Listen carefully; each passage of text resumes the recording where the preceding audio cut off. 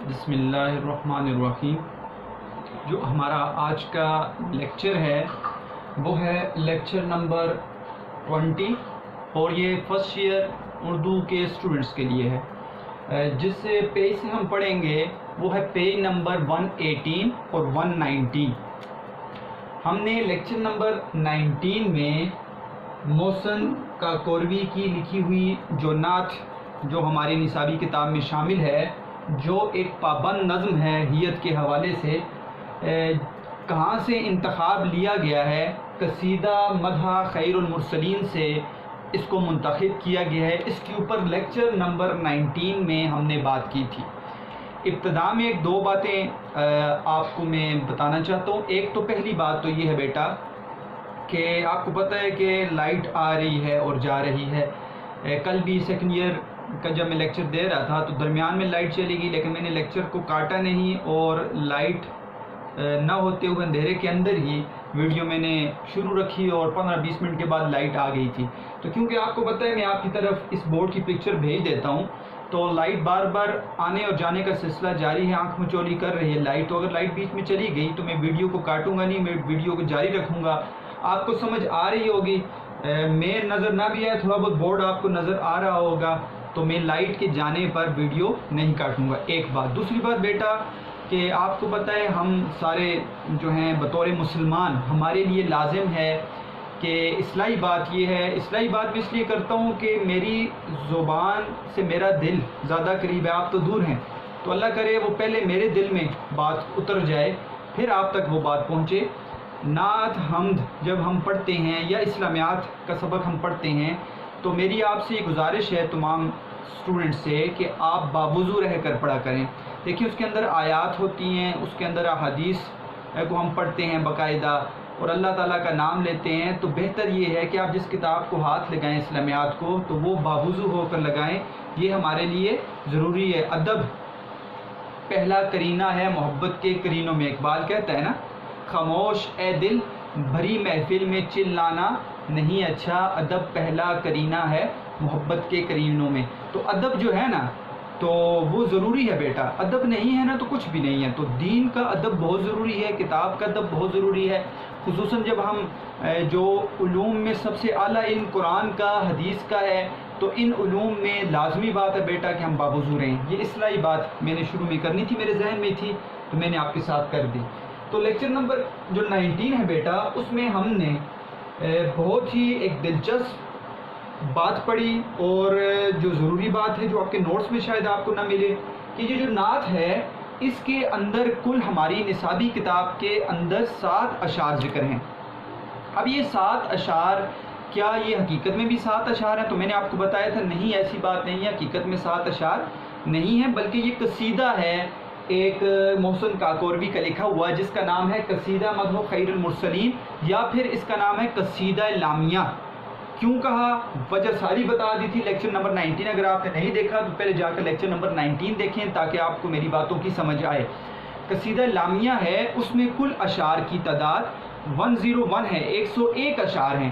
ان 101 اشعار میں سے 7 اشعار ہماری کتاب کے اندر بیٹا ذکر کیے گئے ہیں، باقی اشعار ذکر نہیں ہیں۔ میں نے قصیدے پر بات کی تھی، اس کے لغوی معنی، اس کے اصطلاحی معنی، اس کے اجزاء پر بات کی تھی کہ قصیدے کے اندر 4 اجزاء خاص ہیں، تشبیب، گریز، مدح اور دعا۔ ٹھیک ہے، تشبیب کسے کہتے ہیں؟ ابتدائیہ کو، اور گریز یعنی مدح سے پہلے آپ جو پوائنٹ تک بات پہنچانی ہے آپ نے جس نقطے تک اس تک لے کے جانے والے اشعار گریز کہلاتے ہیں۔ مدح کے اندر جس کی تعریف بیان کی جائے گی اس کا ذکر ہے، اور دعا کے اندر اللہ تعالیٰ سے دعا مانگی جاتی ہے۔ تو پھر میں نے آپ کو یہ بتایا تھا کہ ہماری کتاب کے اندر جو 7 اشعار ہیں اس میں قصیدے کے جو 2 اجزاء ہیں مدح اور دعا وہ شامل ہے، تشبیب گریز شامل نہیں ہے۔ اسی لیے بیٹا میں جو یہ آپ کے سامنے نعت کو بیان کروں گا اس کی تشریح کو، اس کے مشقی سوالات کو، اور آپ کو پتہ ہے آپ کے معروضی سوالات بڑے اہم ہیں، ان چیزوں کو بیان کریں گے۔ اور اس میں نے ترتیب بنائی ہے کہ آپ کے سامنے 2 ٹاپکس کو بیان کروں۔ ایک پہلے 3 اشعار کو بیان کروں تو پہلے 3 اشعار کے ساتھ آپ لکھ لیں کتاب کے اوپر مدح، اس کے اندر نبی علیہ الصلوۃ والسلام کی تعریف بیان کی گئی ہے۔ اور جو اگلے 4 اشعار ہیں اس کے ساتھ لکھ لیں دعا، تو اس میں قصیدے کی طرف سے دعا کا ذکر ہے۔ تو اب آپ یہ سمجھ آ گیا ہوگا کہ تشبیہ میں مدح اور دعا صرف ہماری کتاب کے اندر شامل ہے، جس میں کچھ اشعار قصیدے سے اٹھا کر یہاں پر ذکر کر کے اس کو نعت کا نام دے دیا گیا ہے۔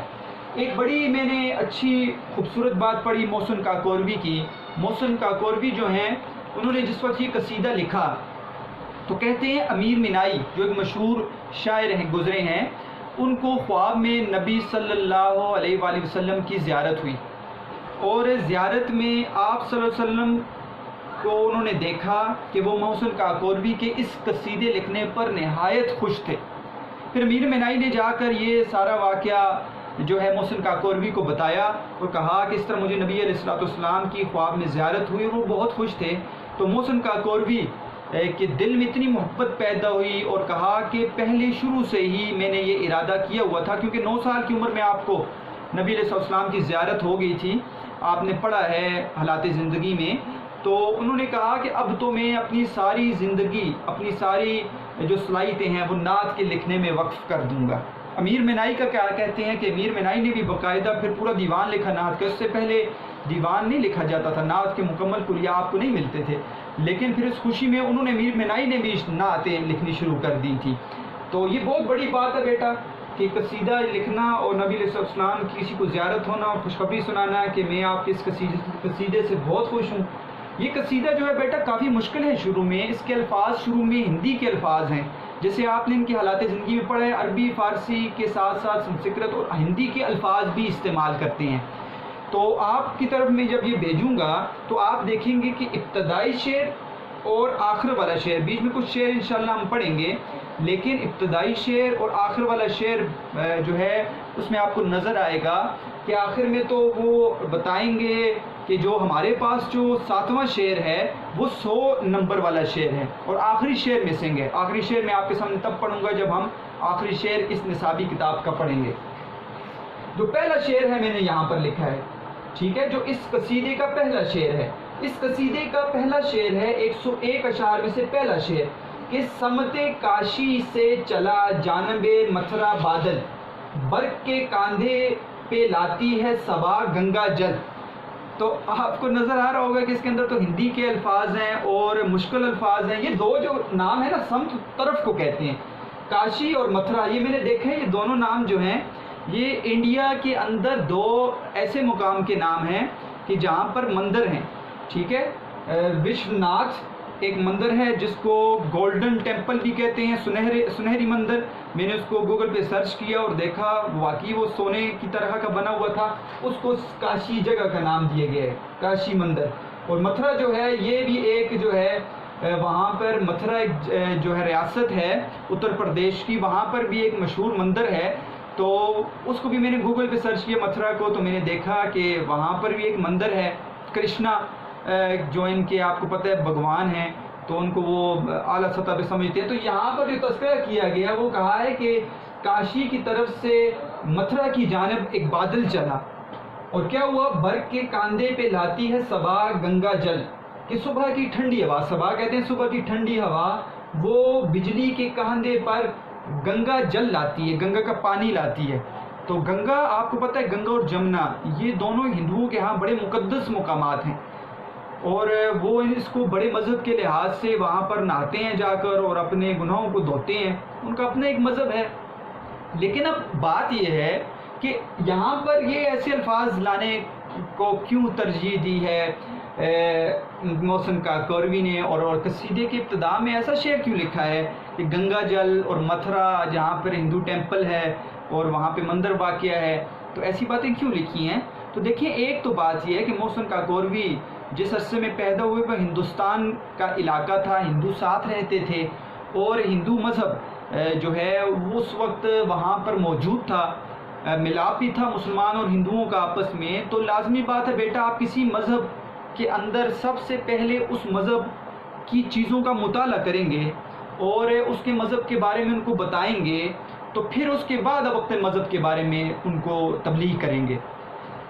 ضروری ہے اس بات میں، دیکھیں جیسے عیسائی ہیں یا ہندو ہیں تو ہندو مذہب کا مطالعہ آپ کے پاس نہیں ہے تو آپ ہندوؤں کو کبھی بھی تبلیغ نہیں کر سکتے اسلام کی. ان کے مذہب کا مطالعہ کرنے کے بعد آپ ان کو اسلام کا بتائیں گے کہ یہاں پر یہ ذکر ہے, یہاں پر یہ. اس طرح عیسائیوں کے مذہب کا مطالعہ کریں گے آپ, ان کی بائبل کتاب کو پڑھیں گے اور وہاں پہ آپ بتائیں گے کہ یہ چیزیں پہلے بھی قرآن کے اندر جیسے ذکر ہیں تو وہ ساری بائبل کے اندر بھی موجود ہیں. تو یہ ساری چیزیں بتانی پڑتی ہیں, تب اثر ہوتا ہے. تو اس قصیدے کے اندر بھی جو ابتدائیہ ہے, ٹھیک ہے, اور جس کو تشبیب کہا گیا ہے, وہ ہندوستان کے اندر کیونکہ رہتے تھے تو یہاں سے ابتدا کر کے لا کے آہستہ آہستہ بات کو موڑا ہے نبی علیہ السلام کی تعریف کی طرف. کہ یہ ساری چیزیں جو تم سمجھ رہے ہو نا کہ بادل آیا, گنگا جل, پانی, اور یہ بادل آتے ہیں اور پانی برساتے ہیں, اور یہ ساری چیزیں جو تم سمجھ رہے ہو کہ مندر ہیں اور جن کی تم پوجا کر رہے ہو, یہ ساری کائنات کے اندر بننے والی چیزیں جن کو تم بھگوان سمجھ رہے ہو اور تم جس کی عبادت کر رہے ہو, یہ کس کے توسط سے بنی ہے؟ وہ میرے نبی کے توسط سے بنی ہے. تو اللہ تعالیٰ نے کہا نا کہ اگر میرے نبی کو میں دنیا میں نہ بناتا اور بھیجتا نا تو میں کائنات کو ہی تخلیق نہ کرتا. تو پوری کائنات کی تخلیق میرے نبی کی وجہ سے ہے. تو پھر اتنی بڑی اعلیٰ بات کہنا, تو اس سے مطلب یہ ہے کہ اس کو آرام آرام سے سمجھا کر, پہلے جس طرح آپ تبلیغ کرنے کا بھی ایک علیحدہ طریقہ ہے نا, یا ایک اسٹوڈنٹ کو سمجھانے کا بھی, پہلے آپ اسٹوڈنٹ ہے اس کی بات کو مکمل سنیں, ٹھیک ہے, اس کے دیکھیں اس کے خیالات کو, پھر آرام سے اس کو اس سطح پر لائیں. آپ سختی کے ساتھ کبھی بھی کسی شخص کو اپنی طرف جو ہے وہ راغب نہیں کر سکتے. تو اسی طرح یہاں پر بھی بڑا زبردست طریقہ استعمال کیا محسن کاکوروی نے. شروع میں ہندوؤں کی کچھ چیزوں کا نام لیا, اور کیونکہ ہندو پھر پڑھیں گے کہ یار یہ تو جو ہے محسن کاکوروی نے ہمارے بارے میں کہا ہے, پھر آگے نبی علیہ السلام کی تعریف اور مدح اور شروع کر دی اور دعا شروع کر دی. تو بڑا اچھا طریقہ جو ہے استعمال کیا ہے محسن کاکوروی نے اپنے قصیدے کے اندر, اس لیے ابتدا میں یہ چیزیں ذکر کی ہیں. تو اس کے بعد آہستہ آہستہ بات کو موڑتے موڑتے موڑتے اور اصل جو عنوان ہے اس کی طرف آ گئے ہیں, نبی علیہ السلام کی تعریف کی طرف آئے ہیں, مدح کی طرف آئے ہیں. تو بیٹا یہاں پر میں نے پہلا شعر لکھ دیا تاکہ آپ کو پتہ چلے کہ قصیدے کا پہلا شعر کون سا تھا. میں آپ کی طرف پورے کا پورا قصیدہ بھی بھیج دوں گا. مدح ہمارا آج کا عنوان ہے اور ہم نے پہلے 3 اشعار پڑھنے ہیں. آج کا عنوان ہمارا کیا ہے بیٹا؟ مدح ہے. ہم نے پہلے 3 اشعار پڑھنے ہیں. ان 3 اشعار میں سے ہم کیا دیکھیں گے؟ ایک تو مشکل الفاظ کے معنی ہم تلاش کریں گے, اس کے اندر ہم مفہوم کو دیکھیں گے اشعار کے, اس کے اندر ہم اشعار کی تشریح کو جانیں گے. فنی جائزہ بہت اہم ہے بیٹا, اس کو آپ نے بھی نکالنا ہے, میں بھی تھوڑا آپ کو بتاؤں گا. اور اس کے بعد ہم آئیں گے سوال نمبر 2 کی طرف, جو اس پورے کے پورے 3 اشعار میں واقع ہے. سوال نمبر 2 کیا ہے؟ سوال نمبر 2 یہ ہے کہ شاعر نے نبی صلی اللہ علیہ وسلم کی کیا کیا صفات, اوصاف, خوبیاں بیان کی ہیں. تو انہیں 3 اشعار کے اندر جو خوبیاں بیان کی ہیں اس کو میں 3 اشعار کے پڑھنے کے بعد آپ کو سمجھاؤں گا کہ 3 اشعار کا خلاصہ کیا ہے, اور یہ سوال نمبر 2 آپ نے کن ہیڈنگز کے ساتھ کرنا ہے. تو بیٹا اس لیے آج کا سبق بھی بڑا اہم ہونے والا ہے. تو روز کا سبق انشاءاللہ آپ کے لیے اردو کا دلچسپ اور بڑا اہمیت والا ہوگا, تاکہ کوشش یہ ہے کہ آپ کو دلچسپ سبق ملے پڑھنے میں, اور آپ جو ہیں اس میں دلچسپی ظاہر کریں, اور پڑھنے میں آپ کو آسانی بھی ہو, آپ کے مشقی سوالات بھی حل ہوں, آپ کے بورڈ پیٹرن کے مطابق آپ کے سارے مشقی سوال, معروضی سوال, اور اسی طرح آپ کے اشعار کی تشریح, یہ ساری آسانی سے حل ہو جائے. انشاءاللہ آہستہ آہستہ ہم جب جو ہے نظم کے بعد غزل کی طرف رخ کریں گے, تو وہ تو غزل ہے ہی, میرا اپنا جو رخ ہے وہ غزل کی طرف ہے. میں خود غزلیہ اشعار لکھتا ہوں, غزلیں لکھی ہوئی ہیں. تو پھر اس ٹاپک کی طرف آئیں گے تو اس میں آپ کی زیادہ دلچسپی ہے, آپ کو زیادہ لطف محسوس ہوگا انشاءاللہ غزل پڑھنے میں. تو بیٹا اب ہم آتے ہیں محسن کاکوروی کی لکھی ہوئی جو نعت کے پہلے 3 اشعار ہیں ان کی طرف آتے ہیں.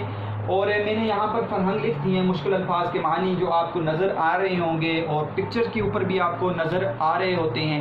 ایسے بچے جو peace group of school and colleges Abbottabad کے سل کیمپس میں نہیں ہیں, میں ان کے لیے ویڈیو بنا رہا ہوں. ان کو تو پتہ ہے کہ وہ بچے جو ہیں باقاعدہ مجھ سے سوال کر لیتے ہیں, لیکن ایسے بچے جو اس کے علاوہ کافی ایسے اسٹوڈنٹس ہیں جو یہ ویڈیوز دیکھتے ہیں, تو ان کے لیے میں یہاں پر اپنا نمبر لکھ دیتا ہوں بیٹا, کہ اگر آپ کو کوئی سوال ہو, ٹھیک ہے, تو آپ نے وہ سوال اس نمبر پر مجھ سے آپ پوچھ سکتے ہیں. کوئی آپ کو مشکل پیش آئے 504 1400. تو آپ اس نمبر پر آپ مجھ سے سوال پوچھ سکتے ہیں. 0314 504 1400.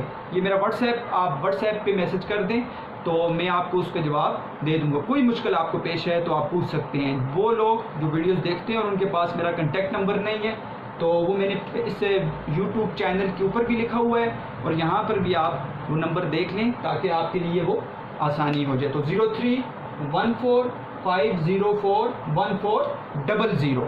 ٹھیک ہے، تو میں اس کو مٹا دیتا ہوں تاکہ اس کے بعد ہمیں لیکچر بھی سمجھ آئے.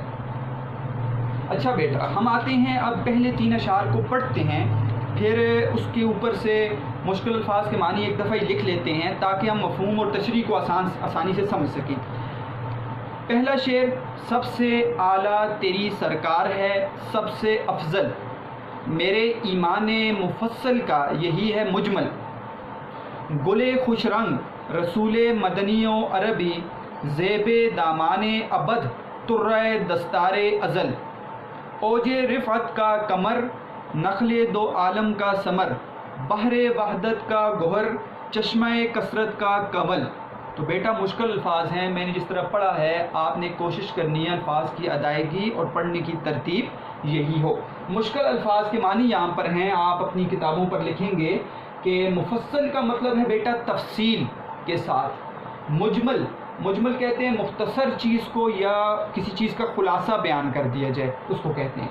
گل خوش رنگ، گل پھول کو کہتے ہیں، خوش رنگ ٹھیک ہے خوبصورت مہکتا ہوا، خوش رنگ اچھا رنگ والا. تو مطلب کیا ہوگا؟ گل خوش رنگ خوبصورت مہکتا ہوا پھول. زیب بھی خوبصورت کو کہتے ہیں. دامن سے ہے، آنچل کو کہتے ہیں. ابد آخرت کو کہتے ہیں. ترہ پگڑی جو ہوتی ہے بیٹا آپ نے دیکھی ہوگی، اس پگڑی کے اوپر ایک شملہ نکلا ہوتا ہے بائے، ٹھیک ہے ایسے، اس کو ترہ کہتے ہیں. دستار پگڑی کو کہتے ہیں. ازل ابتدا، کائنات کے بننے کے وقت سے، ابتدا سے. اوج رفعت کا مطلب ہے بلندی، ٹھیک ہے. کمر چاند کو کہتے ہیں. نخل کہتے ہیں بیٹا عربی کا لفظ ہے، درخت کو کہتے ہیں. دو عالم ہے، عالم نہیں ہے. عالم کا مطلب ہے دونوں جہان، مطلب کیا ہے؟ دنیا اور آخرت. ثمر کہتے ہیں پھل کو. بحر کہتے ہیں سمندر کو. گوہر کہتے ہیں بیٹا موتی کو. گوہر موتی. وحدت سے مراد توحید ہے، وحدت اکیلا، توحید. کثرت کسی چیز کا زیادہ ہونا، کثیر. اور کمل جو ہے بیٹا وہ ایک سفید پھول ہے جو پانی کے اندر پیدا ہوتا ہے. کمل سفید پھول ہوتا ہے، تو پھول کی طرف اشارہ ہے. تو یہ ہو گئے ہمارے تمام کے تمام 3 اشعار کے مشکل الفاظ کے معنی، تاکہ آپ نے لکھ لیے ہیں. اوپر اب آپ کو سیدھا مفہوم کی طرف لائیں گے اور تشریح کی طرف لائیں گے تاکہ آپ بات کو آسانی سے سمجھ جائیں. سب سے پہلا شعر بیٹا اس کا مفہوم اور تشریح دیکھتے ہیں کہ سب سے اعلیٰ تیری سرکار ہے، سب سے افضل میرے ایمان مفصل کا یہی ہے مجمل. مفہوم کیا ہے؟ کہ اللہ تعالیٰ کی ذات کے بعد سب سے فضیلت والی ذات اے نبی تیری ذات ہے. پہلے مصرعے کا مفہوم، اللہ تعالیٰ کی ذات کے بعد سب سے فضیلت والی ذات، افضل ذات اے نبی تیری ذات ہے. ایک بات، میرے ایمان مفصل کا یہی ہے مجمل. میرا ایمان تو کیا ہے بیٹا؟ وہ تفصیل کے ساتھ ہے. لیکن اگر کوئی مجھے یہ کہے کہ اپنے ایمان کا خلاصہ پیش کر، تو میں کہوں گا جو پہلی بات میں نے کہی ہے نا وہی میرا خلاصہ ہے. وہ پہلی بات کیا ہے؟ وہ پہلے مصرعے کے اندر ہے کہ اللہ تعالیٰ کی ذات کے بعد سب سے بلند ذات اے نبی تیری ذات ہے. تو مجھے کوئی کہے کہ اپنی ایمان کا خلاصہ پیش کر، تو میں کیا کہوں گا؟ میں کہوں گا جو پہلے مصرعے میں بات میں نے کہی ہے نا وہی میرے ایمان کا خلاصہ ہے. تو یہ اس کا مفہوم ہو گیا.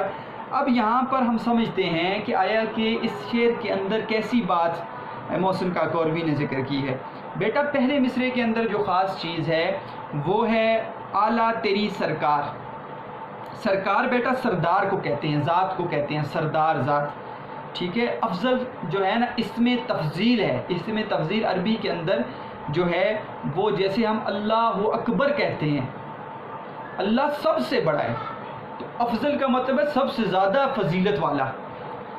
تو پہلے مصرے کے اندر کہہ رہے ہیں کہ اے نبی، اللہ تعالیٰ کی ذات کے بعد سب سے اعلیٰ تیری سرکار ہے، سب سے اعلیٰ تیری ذات ہے تمام دنیا کے اندر، ٹھیک ہے، انسانوں، فرشتوں، جنوں، سب کے اندر اللہ تعالیٰ کی ذات کے بعد اعلیٰ ذات تیری ہے۔ تمام نبیوں میں بھی سب سے اعلیٰ میرے نبی ہیں کہ سب سے اولا و اعلیٰ ہمارا نبی، سب سے بالا و اعلیٰ ہمارا نبی، اپنے مولا کا پیارا ہمارا نبی، دونوں عالم کا دھولا ہمارا نبی۔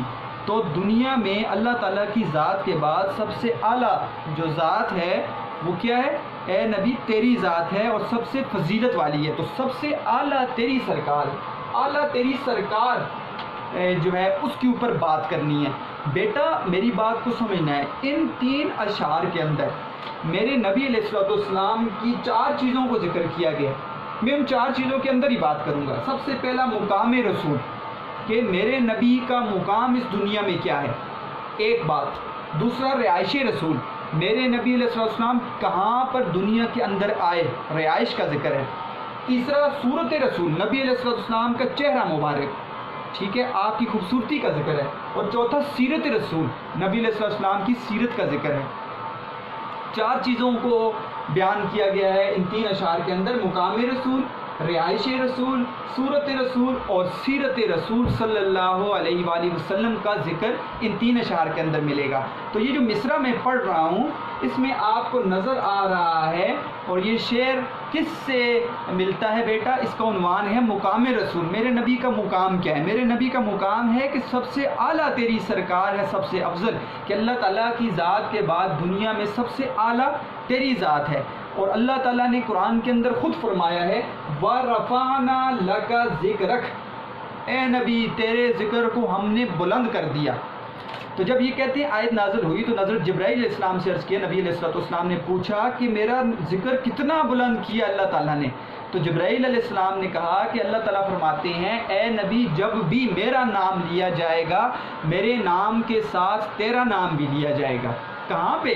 کلمے کے اندر، لا الہ الا اللہ محمد الرسول اللہ، اللہ کے اس نام کے ساتھ نبی کا ذکر، ٹھیک ہے، آذان میں، ٹھیک ہے، اور کہا کہ میرے نام کے ساتھ تیرا نام جو ہے وہ جڑ گیا ہے، اور جہاں پر بھی میرا نام لیا جائے گا وہاں پر اے نبی تیرا نام لیا جائے گا۔ تو اس اعتبار سے ہمیں پتہ ہے بیٹا کہ میرے نبی کا مقام کیا ہے، کلمے میں اللہ تعالیٰ کے نام کے ساتھ نبی کا نام، اور جب تک ہم کلمے میں اللہ تعالیٰ کے نام کے ساتھ نبی کا نام نہیں پڑھیں گے ہمارا ایمان مکمل نہیں ہوگا۔ ایک بات، اور میرے نبی کا مقام کی بات کریں بیٹا تو معراج کا واقعہ آپ کے ذہن میں ہوگا کہ معراج میرے نبی علیہ السلام کو اللہ تعالیٰ نے جب کروائی اور آسمانوں پر بلایا اور اپنے سامنے بالکل جو ہے نبی علیہ السلام کو وہاں پر اللہ تعالیٰ کے سامنے موجود تھے، جنت دکھائی، دوزخ دکھائی۔ دیکھیں میرے نبی کا مقام انبیاء میں بھی سب سے اعلیٰ ہے۔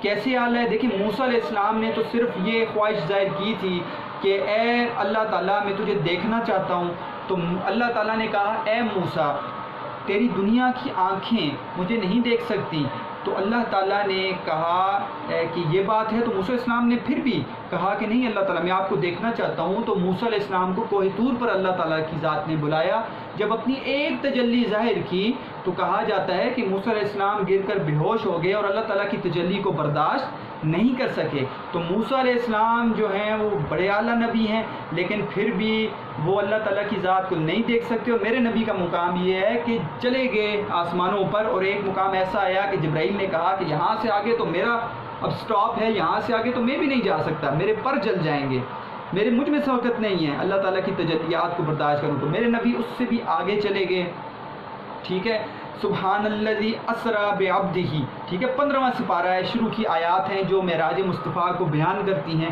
تو میرے نبی کا مقام ہے کہ آپ کو اللہ تعالیٰ نے معراج پر سب سے بلند، معراج کا مطلب ہی کیا بیٹا؟ عروج سے بھی آگے معراج، سب سے بلند اللہ تعالیٰ نے اپنے پاس بلا کر پھر وہاں پر نماز کا تحفہ دیا۔ وہ معراج نبی علیہ السلام کو حقیقت میں کروائی گئی، نہ کہ خواب و خیال میں، حقیقت میں۔ یہ ہمارا ایمان ہے کہ معراج حقیقت میں ہوئی ہے، اور وقت جو ہے دنیا کا ٹھہر گیا تھا۔ تو یہ میرے نبی کا مقام ہے کہ میرے نبی جو ہیں وہ اللہ تعالیٰ کی ذات کے بعد وہ سب سے اعلیٰ اور افضل جو ہیں وہ ذات ہیں۔ میرے ایمان مفصل کا یہی ہے مجمل۔ دیکھیں بیٹا یہاں پر دو چیزوں کا بیان ہے، دو چیزیں سمجھنی ہے، ایک ہے مفصل، ایک ہے مجمل۔ مفصل تفصیل کے ساتھ ہم نے ایمان مفصل بھی پڑھی ہے اور ایمان مجمل بھی پڑھی ہے۔ ایمان مفصل کیا ہے؟ آمنت باللہ و ملائکتہ و کتبہ و رسلہ والیوم الآخر والقدر خیرہ و شرہ من اللہ تعالی والبعث بعد الموت۔ اور ایمان مجمل آمنت باللہ کما ہوا باسمائہ و صفاتہ و قبلت جمیع باحکامہ اقرار باللسان و تصدیق بالقلب۔ ایمان مفصل اور مجمل شروع میں ابتدا میں بچوں کو پڑھائی جاتی ہے، تو ایک ہے تفصیل کے ساتھ ایمان کہ آمنت باللہ و ملائکتہ و کتبہ و رسلہ، کہ میں ایمان لایا، ٹھیک ہے، آمنت باللہ اللہ کی ذات پر، کس پر؟ آمنت باللہ و ملائکتہ و کتبہ و رسلہ، رسولوں پر، کتابوں پر، فرشتوں پر ایمان لایا، یہ تفصیل کے ساتھ ایمان ہے۔ اور ایک ہے ایمان مجمل، مختصر ایمان ہے، ٹھیک ہے، اس کا خلاصہ ہے۔ تو یہاں پر بھی محسن کاکوروی نے ذکر کیا ہے کہ میرا دین جو ہے وہ تو نبیوں پر بھی ایمان ہے، وہ فرشتوں پر بھی ایمان ہے، وہ کتابوں پر بھی ایمان ہے، ٹھیک ہے، وہ اللہ تعالیٰ کی ذات پر ایمان ہے، یہ تفصیل کے ساتھ ہے، آخرت کے دن پر ایمان ہے، اچھی بری تقدیر پر ایمان ہے، قبر سے اٹھنے کا ایمان، قیامت کے دن، یہ سارا ایمان ہے۔ لیکن اگر کوئی یہ پوچھے تمہارے ایمان کا خلاصہ کیا ہے، تم ہمیں خلاصہ بتا دو، تو خلاصہ بتایا، کہا کہ خلاصہ یہی ہے کہ میرے نبی کی ذات اللہ تعالیٰ کی ذات کے بعد سب سے افضل ہے۔ یہ بات کیوں کہی بیٹا؟ یہ بات اس لیے کہی گئی کہ جب تک اللہ تعالیٰ پر ایمان تو لے آتے ہیں لیکن نبی علیہ السلام کی طریقوں کو اختیار نہیں کریں گے اور قرآن پاک پر عمل نہیں کریں گے، نبی علیہ السلام کی سیرت پر عمل نہیں کریں گے، آپ کے طریقوں پر نہیں چلیں گے، تو آپ تو ایمان ہی نہیں لا سکتے۔ دیکھیں کلمے کو پڑھنے کے بعد ہی سارے احکام انسان پر لازم ہوتے ہیں جب وہ مسلمان بن جاتا ہے۔ تو نبی کی ذات ضروری ہے اللہ تعالیٰ کی ذات کے ساتھ تاکہ ہمارا ایمان مکمل ہو جائے۔ تو ایمان مفصل تو بہت بڑا ہے لیکن ایمان مجمل مختصر بات کرتا ہوں۔ محسن کاکوروی نے کہا ہے کہ کیا ہے، وہ یہ ہے کہ میرے نبی کی ذات اللہ تعالیٰ کی ذات کے بعد سب سے اعلیٰ اور افضل ہے۔ تو بیٹا مجھے یقین ہے کہ آپ کو اس شعر کی اچھی طرح سمجھ آ گئی ہوگی، ٹھیک ہے۔ اس کے ساتھ آپ شعر بھی یہاں پر دیکھیں، میں نے لکھا ہے کہ دیکھی نہیں کسی نے اگر شان مصطفیٰ، دیکھی نہیں کسی نے اگر شان مصطفیٰ، دیکھے کہ جبرائیل ہے دربان مصطفیٰ، کہ اگر کسی نے شان مصطفیٰ نہیں دیکھی تو دیکھو کہ جبرائیل علیہ السلام جو فرشتوں میں سب سے اعلیٰ فرشتے ہیں، تو وہ نبی علیہ السلام کے دربان ہیں، ٹھیک ہے، وہ وہی لا رہے ہیں اور نبی علیہ السلام کے سامنے پیش ہو رہے ہیں۔ تو جبرائیل علیہ السلام دربان مصطفیٰ، یہ میرے نبی کی شان ہے۔ تو یہ ہے بیٹا پہلا شعر جس میں خاص بات اعلیٰ تیری سرکار ہے، مقام رسول، اعلیٰ تیری سرکار مقام رسول کا بیان ہے، یہ ہو گیا ہے۔ آتے ہیں بیٹا دوسرے شعر کے اوپر، گلے خوش رنگ رسول مدنی و عربی، زیب دامان ابد تر دستار ازل۔ مفہوم کو دیکھتے ہیں کہ میرے نبی ایک خوبصورت مہکتے ہوئے پھول کی طرح ہیں جو مدینہ میں اور عرب کے جو ہے وہ علاقے میں رہے ہیں، ٹھیک ہے، ابھی تشریح کریں گے تو زیادہ آپ کو پتہ چل جائے گا، لیکن مفہوم کیا ہے کہ میرے نبی خوبصورت مہکتے ہوئے ایسے پھول ہیں، جو پھول کہاں پہ آیا ہے؟ وہ آیا ہے عرب کے علاقے میں۔ زیب دامان ابد ترہ دستار ازل، یہاں پہ دو چیزوں کا بیان ہے بیٹا۔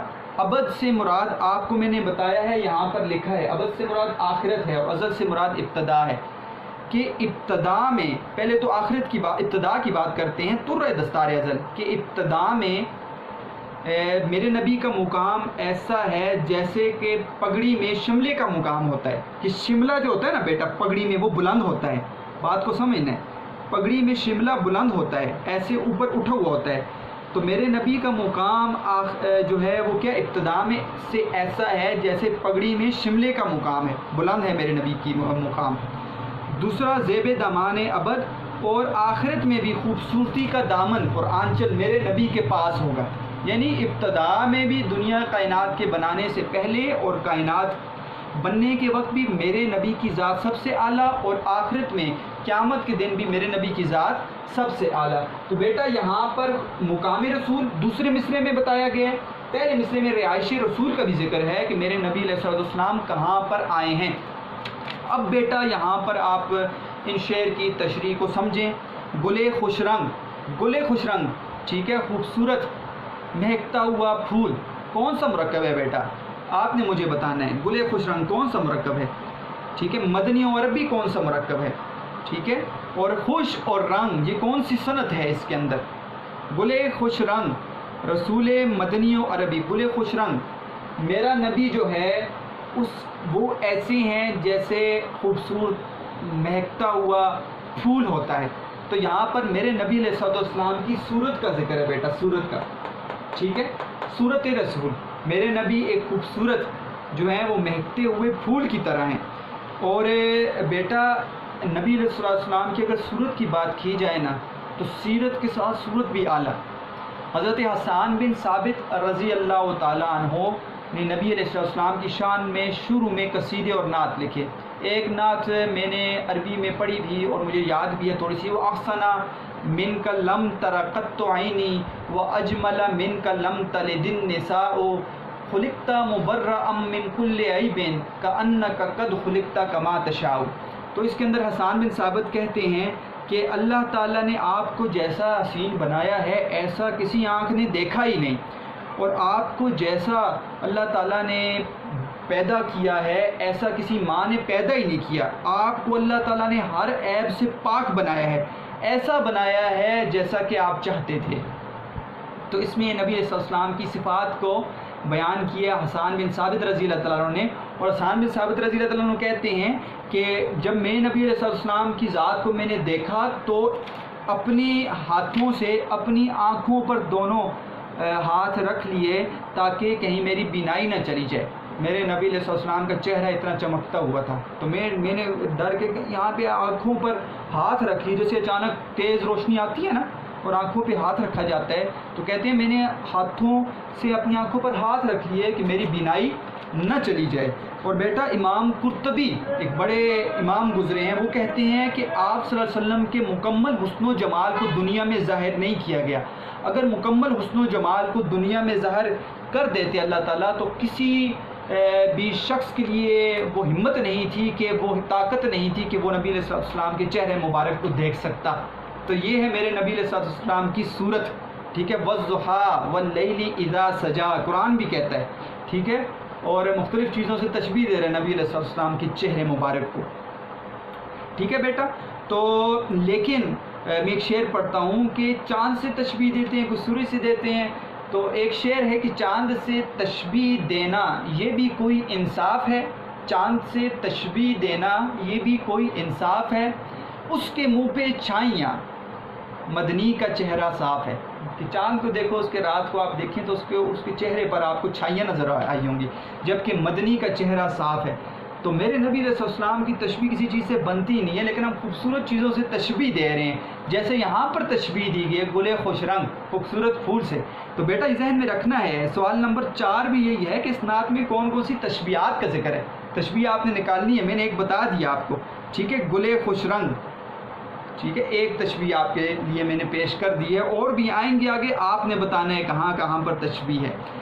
گلے خوش رنگ، اور تشبیہ میں بیٹا جب نکالتے ہیں تو اجزاء نکالنے ہیں، مشبہ، مشبہ بہی، غرض تشبیہ، وجہ تشبیہ، اور کیا حرف تشبیہ، 5 آپ، تاکہ آپ کو پتہ چلے تشبیہ ہے کہ بچے صرف تشبیہ اور تشبیہ کو نکالتے ہیں اور تشبیہ دینے کا طریقہ بھی صحیح طرح نہیں آتا۔ آپ اجزاء کو ڈھونڈیں، اجزاء کے اندر تلاش کریں تاکہ آپ کو پتہ ہو تشبیہ کیا ہے۔ تشبیہ کے لیکچر جب دوں گا آپ کو تشبیہ استعارہ کا تو آپ نے وہ دیکھنا ہے آپ کو، تاکہ پتہ چلے کہ تشبیہ کے اندر اجزاء کون سے ہیں اور کیسے ہم اجزاء کو نکالیں۔ گلے خوش رنگ، گلے خوش رنگ، میرے نبی علیہ السلام وہ کیا ہیں؟ خوبصورت مہکتے ہوئے پھول کی طرح ہیں۔ تو صورت کا ذکر کر دیا۔ مدنی و عربی، تو میرے نبی علیہ السلام آپ کو پتہ ہے بیٹا کہاں پیدا ہوئے؟ مکہ میں، پھر مدینہ ہجرت کی، تو مکہ اور مدینہ کا ذکر ہے، ٹھیک ہے، اور ایک مقام وہ تھا کہ مدینہ کو یثرب کہا جاتا تھا۔ میرا ایک شعر بھی ہے مشہور کہ جہاں موجود تھے آقا، وہ جہاں موجود ہیں آقا وہ تھا یثرب، جہاں موجود ہیں آقا وہ تھا یثرب، نبی سے عشق کر پھر یاد آتا ہے رب، نبی سے عشق کر پھر یاد آتا ہے رب۔ تو پہلے وہ مقام جہاں پر نبی علیہ السلام آئے، اور آپ کو پتہ ہے وہاں پر اس قوم کی کیا حالت تھی، اور میرے نبی علیہ السلام عرب کے ایک ایسے علاقے میں آئے جہاں پر بتوں کی پرستش کی جاتی تھی، اور قوم جو تھی وہ مختلف عجیب برے اخلاق میں وہ گھری ہوئی تھی۔ تو میرے نبی علیہ السلام نے آ کر ان لوگوں پر محنت کی، اور اس جگہ کو نبی علیہ السلام نے کیسا بنا دیا، مکہ اور مدینہ آپ دیکھیں نا بیٹا، اور وہاں پر رحمتوں کی بارش آپ کی آنے کی وجہ سے ہوگی۔ تو یہاں پر رسول مدنی و عربی سے رہائش رسول کی طرف تذکرہ کر دیا گیا، رہائش رسول کی، میرے نبی مدینہ میں موجود ہیں، ٹھیک ہے، اپنی قبر انور کے اندر موجود ہیں، اور عرب کے علاقے میں آئے اور وہاں پر محنت کی۔ 63 سالہ تھوڑی زندگی میں دین اتنا پھیل گیا کہ دیکھیں آپ نے حضرت نوح علیہ السلام نے کتنا 950 سال سے بھی زیادہ دعوت دی، لیکن میرے نبی علیہ السلام کی زندگی 63 سالہ 63 ایئرس، اور دین کتنا پھیل گیا۔ تو اللہ تعالیٰ نے اتنی برکت دے دی آپ کی زندگی میں۔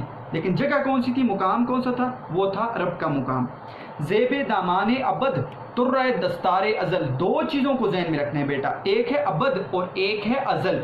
ابد کا مطلب آخرت اور ازل کا مطلب ابتدا۔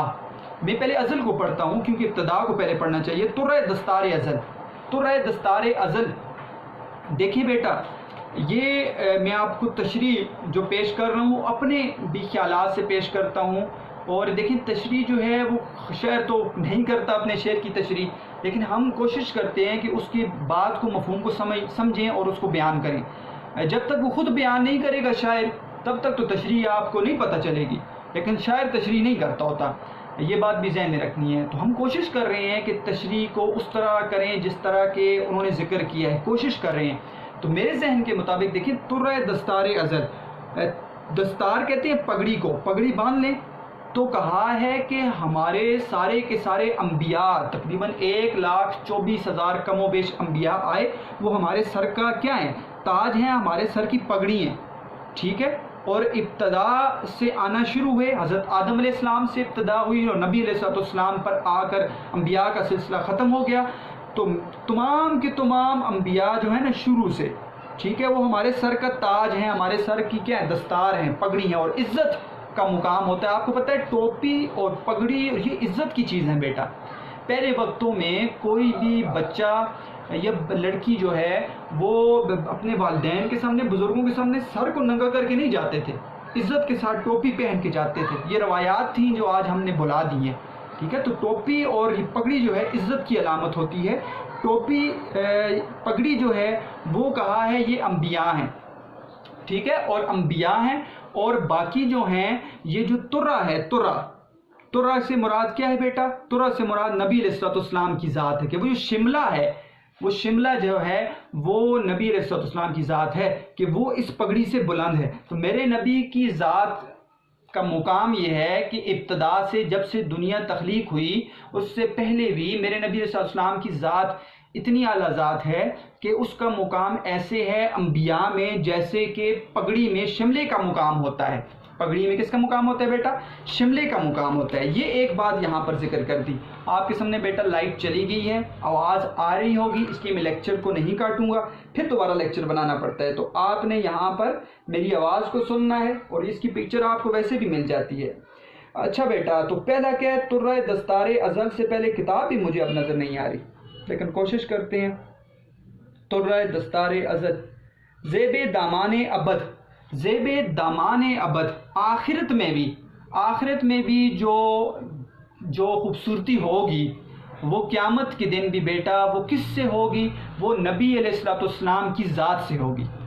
دیکھیں تقریباً کہا جاتا ہے نا کہ آخرت میں 120 صفحے ہوں گی کل امتوں کی، جس میں سے 80 صفحے جو ہیں وہ اس امت کی ہوں گی جو نبی علیہ السلام کی امت ہے۔ تو مقام سب سے اعلیٰ ہے، اور آخرت میں نفسہ نفسی کا دور ہوگا کہ سارے انبیاء، سارے لوگ نفسہ نفسی، کسی کو کچھ یاد نہیں ہوگا، ٹھیک ہے، اور ایسا وقت ہوگا وہ۔ لیکن کیا ہوگا، میرے نبی علیہ السلام اس وقت کی بھی ایک ہی پکار ہوگی ان کی، امتی امتی امتی امتی، تو آخرت میں بھی جو دامن ہوگا، یعنی کہ تمام اس قیامت کے دن جو قیامت کا میدان سچے گا، تو درمیان میں جو خوبصورتی ہوگی وہ کس کی وجہ سے ہوگی؟ میرے نبی صلی اللہ علیہ وسلم کی وجہ سے ہوگی۔ تو ان دونوں جو ہے چیزوں میں، ازل اور ابد میں، اس بات کی طرف اشارہ ہے، مقام کی طرف، کہ میرے نبی کا مقام ابتدا میں بھی سب سے اعلیٰ اور آخرت میں بھی میرے نبی کا مقام جو ہے بیٹا وہ سب سے اعلیٰ ہوگا۔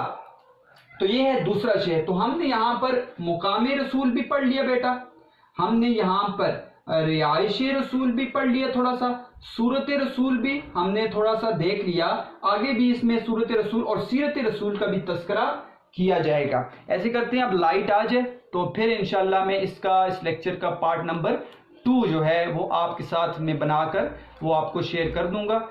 ابھی تب تک بیٹا اجازت دیں، لائٹ آئے گی تو انشاءاللہ میں پارٹ 2 بناتا ہوں۔ والسلام۔